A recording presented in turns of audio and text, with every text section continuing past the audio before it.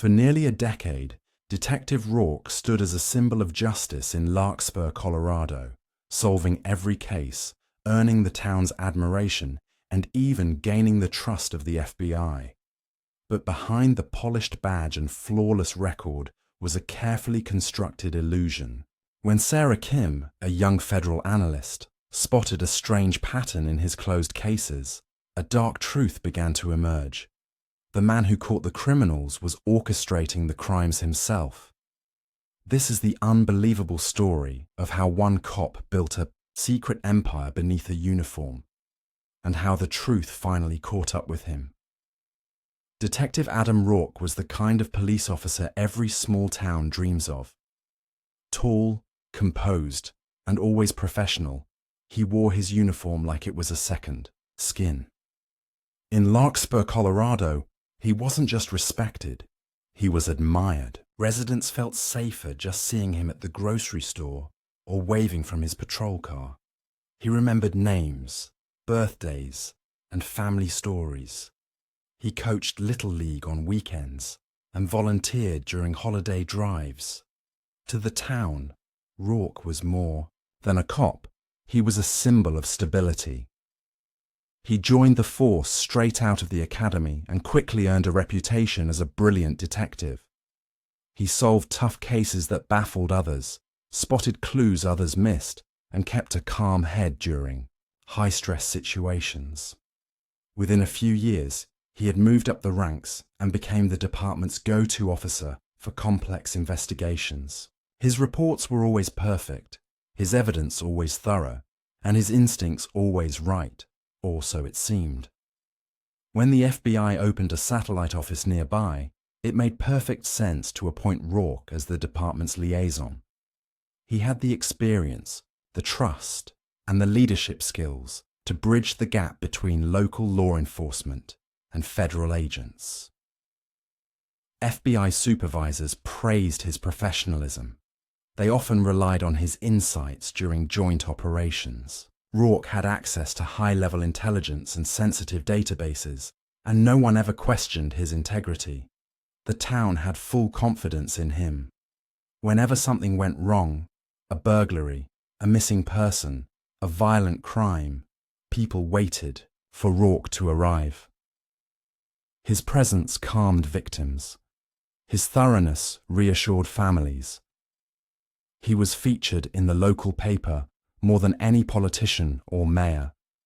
Children wrote essays about wanting to be like him. Veterans tipped their hats when he passed. But beneath the clean-cut image, something was off, something almost too perfect. Rourke's cases rarely dragged on. He always found the right suspect, sometimes within hours. His paperwork was impeccable. Crime scenes under his command were sealed quickly, sometimes too quickly. He often worked alone, preferring to control the flow of evidence personally. Co-workers admired his work ethic, but noticed how rarely he asked for help. Still, no one challenged him. After all, his results spoke for themselves. Rourke lived modestly in a cabin outside of town. He told people he liked the quiet.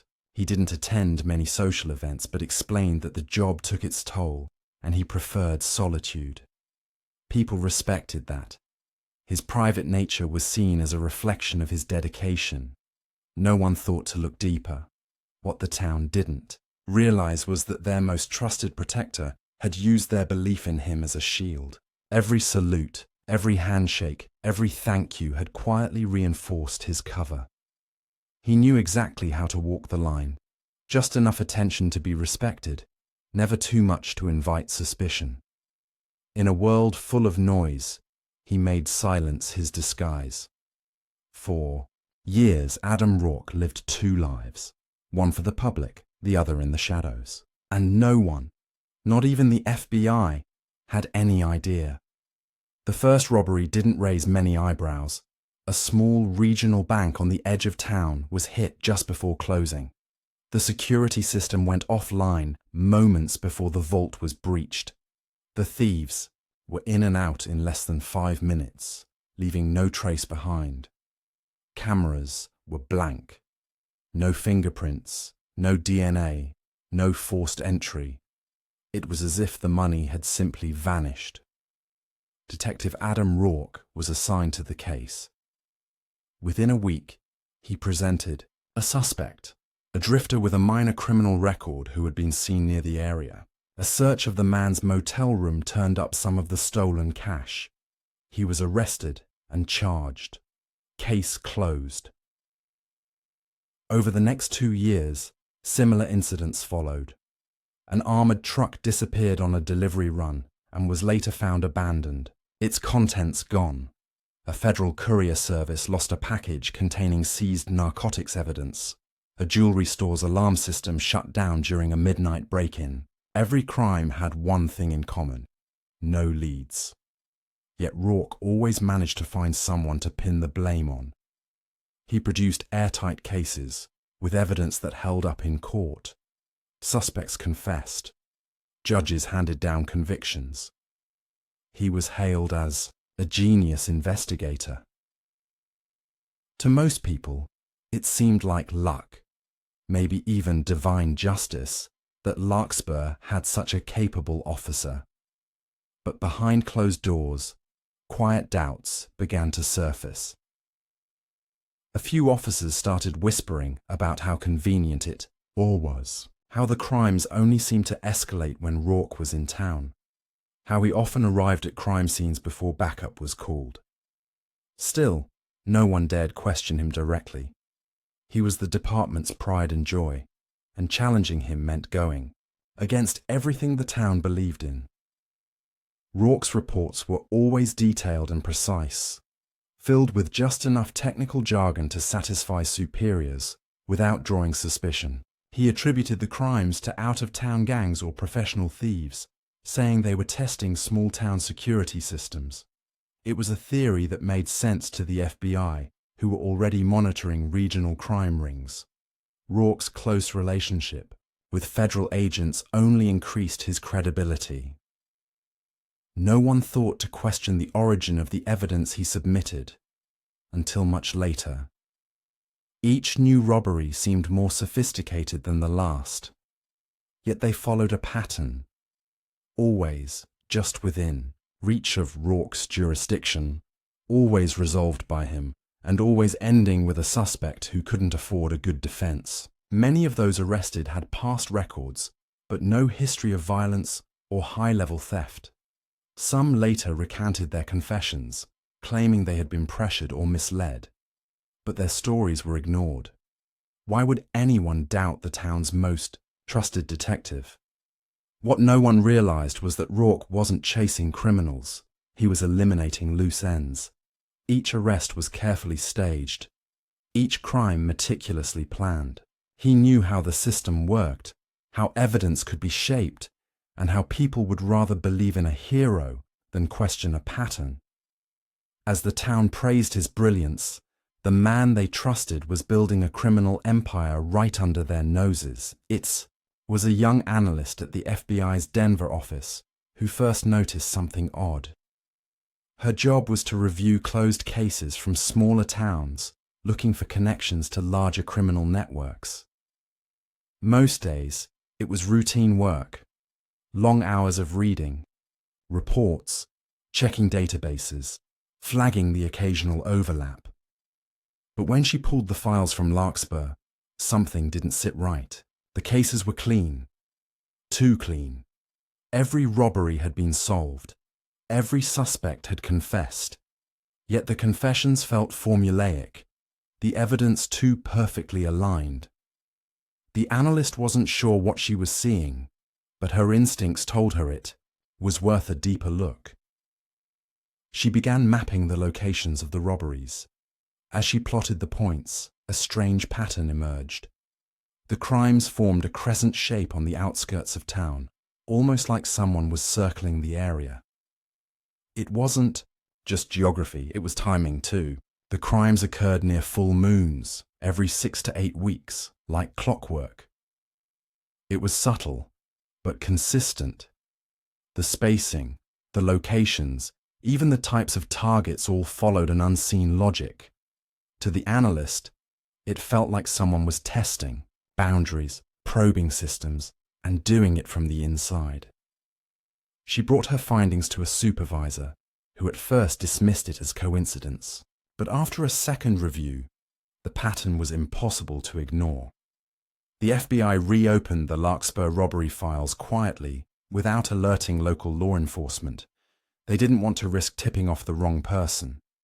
A small internal task force was formed, and they began combing through years of casework, interviews, crime scene photos, surveillance data. It didn't take long before one name kept surfacing. Detective Adam Rourke. He had been the lead investigator or first responder in nearly every major case. His name was on every report, every arrest, every critical piece of evidence. That alone wasn't unusual. After all, he was the town's most senior detective. But the sheer consistency raised eyebrows. In case after case, it was Rourke who made the key breakthroughs. It was Rourke who found the missing clues. And it was Rourke who always seemed to know just where to look. Digging deeper, the FBI discovered problems. In one case, a security camera system had failed minutes before a break-in. The technician who repaired it filed a report saying it had been disabled remotely, but that detail never made it into the police file. In another case, a fingerprint was found on a stolen safe, but turned out to belong to a man who had never been near the crime scene. Later, that same man was arrested for a different robbery in the same pattern. It was as if someone had planted the evidence and then used that evidence to build a flawless case. The task force started to suspect what seemed impossible, that the detective solving the crimes might also be committing them. It was a theory no one wanted to believe, but as the data piled up, the truth became harder to ignore. Rourke wasn't just catching criminals, he was choreographing an entire illusion, and for years, no one had seen through it. It was an icy morning in February 2016 when the call came in.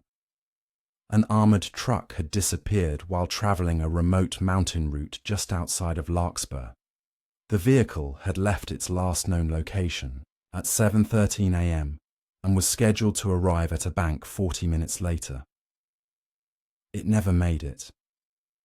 There was no distress signal, no tracking data. By noon, the vehicle was classified as missing. Snowfall during the night had wiped out most of the road, markings making it difficult to track. That's when Detective Adam Rourke appeared, already on the scene, already in charge. Rourke claimed he had followed a hunch based on the route and weather conditions. He found a turnout off the main road where tyre tracks veered into a tree line. Following them led to the truck, hidden beneath a camouflage tarp. The rear doors open, the money gone. The guards, both alive but zip-tied inside the cabin, said they had been ambushed by men in ski masks. Their radios and weapons were taken, and they had no idea how long they had been unconscious. Rourke immediately began a search of the surrounding area and, within 2 days, identified a suspect, a known felon with a history of robbery who lived 20 miles away. A warrant was issued, a raid was conducted, and partial stacks of the stolen money were recovered in a locked shed behind the suspect's house. It looked like another clean case, another win for Rourke. But this time, he made a mistake. Unbeknownst to him, the nearby forest had recently been outfitted with wildlife observation drones. A pilot program by a conservation group had placed small cameras in trees to track the movement of elk through migration corridors. One of those cameras had recorded something strange. A black SUV parked at the same turnout hours before the truck went missing. The footage showed a man dressed in dark winter clothing unloading large duffel bags from the armoured truck into the SUV. The man's face was partially covered, but his movements and build were clear. A forensic specialist working with the FBI compared the footage to training videos in which Rourke had demonstrated tactical maneuvers. The match was chilling. The FBI now had evidence, but they couldn't act too quickly. If Rourke was as careful and dangerous as they suspected, any sudden move could destroy the case. Over the next month, they placed a GPS tracker on his personal vehicle, tapped his phone, and obtained warrants for his digital records. What they uncovered confirmed their worst fears. Rourke had no criminal record, but his phone and encrypted drives revealed detailed planning, maps, security codes, surveillance schedules. He had created fake identities to rent storage units and properties in nearby counties. He used burner phones to coordinate activity with unknown accomplices. And he had written outlines of future targets, including one site so bold it shocked investigators. A secure FBI evidence vault in Denver. For the FBI, there was no longer any doubt. The man who had been praised for solving the town's biggest crimes had actually been orchestrating them, and the truth they had uncovered was only the beginning. Adam Rourke was arrested on a quiet Thursday morning, in full uniform, just as he was walking into a local high school to give a presentation on public safety. The sight of squad cars and FBI agents surrounding the respected detective sent shockwaves through the town. Parents pulled their children away. Teachers watched in disbelief. There was no struggle, no emotion. Rourke simply held out his wrists and allowed the cuffs to click into place. It was the first time the community saw the man they trusted as something less than a hero. Within hours, news of his arrest had spread nationwide. The FBI held a press conference, revealing the results of a month-long investigation. They laid out a case that was as stunning as it was disturbing. Rourke wasn't just a corrupt officer. He was the architect of a series of calculated crimes. He had used his badge as a disguise, his authority as a shield, and the legal system as his personal tool for covering his tracks. Agents searched his cabin in the woods and discovered a hidden storage room beneath the floorboards. Inside, they found over $2 million in cash, neatly wrapped and labeled by heist. Stacks of burner phones, encrypted flash drives, and forged identification cards were packed in metal boxes. Hand-drawn blueprints of bank vaults, police, evidence lockers, and even federal facilities filled a large binder. He had documented everything: routes, weaknesses in alarm systems, timing for patrol shifts. It was the kind of planning expected from a military operation, not a lone police detective. Perhaps the most chilling discovery was a list of individuals, names, addresses, routines. Some were past suspects he had arrested. Others were officers, witnesses, or even fellow detectives. The implication was clear. Anyone who got too close could have become a target. Rourke had prepared not just for theft, but for control of evidence, of people, and of narratives. During his trial, Rourke never spoke. He didn't deny the charges, but he offered no explanation, no apology, no defense. His silence only added to the mystery.